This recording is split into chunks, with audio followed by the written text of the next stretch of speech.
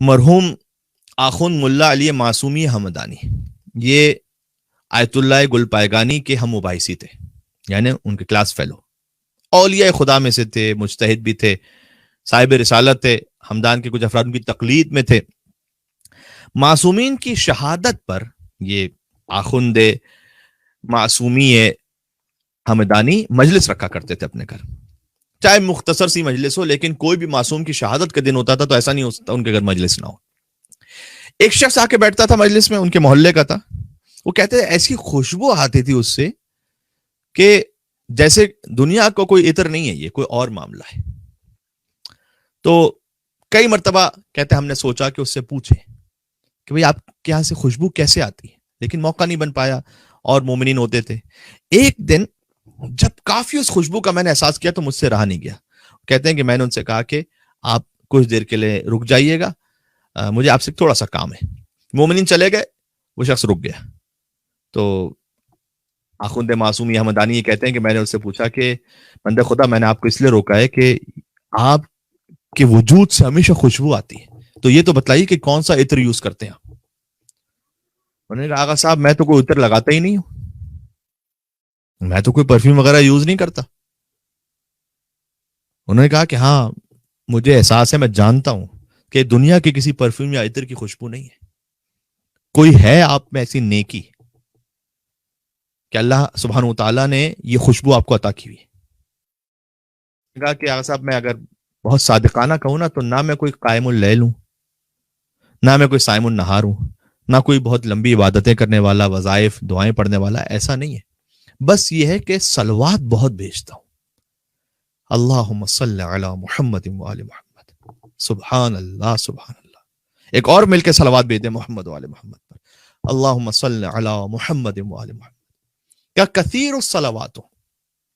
ایک دن میں نے خواب میں دیکھا کہ پیغمبر اکرم صلی اللہ علیہ وآلہ وسلم موجود ہیں اور ایک مجمع ہے، اس میں بھی ہوں، اور حضور نے پکار کر کہا کہ تم میں جو سب سے زیادہ صلوات بھیجتا ہے وہ بلند ہو۔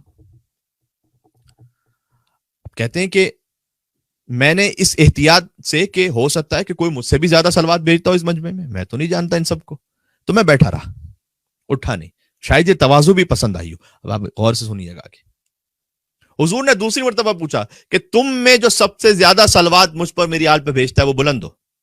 کہتے میں بیٹھا رہا اسی احتیاط کی خاطر۔ تیسری مرتبہ جب حضور نے کہا تم میں جو سب سے زیادہ صلوات بھیجتا ہے وہ بلند ہو، تو میں نے حضور سے عرض کی کہ یا رسول اللہ صلی اللہ علیہ وآلہ وسلم آپ خود ہی اس کا نام لے لیجئے۔ حضور نے کہا تم ہو، بلند ہو۔ میں بلند ہوا، حضور میرے پاس آئے اور مجھے بوسہ دیا۔ کہتے ہیں یہ اسی بوسے کی خوشبو ہے۔ اللہ اکبر۔ سے محمد مصطفیٰ صلی اللہ علیہ وآلہ وسلم عالم خواب میں ایک مرتبہ بوسہ دے دیں، اس کے وجود سے خوشبو ختم نہیں ہوتی۔ کیا شان ہوگی میری شہزادی سیدۃ النساء العالمین صدیقہ کبریٰ فاطمہ زہرا سلام اللہ علیہا کی، کہ ان کے جسم مطہر سے وہ خوشبو آتی تھی کہ انی اشم رائحۃ الجنہ منہا۔ حضور ان کے جسم کو آ کر استشمام فرماتے تھے اور کہتے تھے کہ میں فاطمہ زہرا سے جنت کی خوشبو کو محسوس کرتا ہوں۔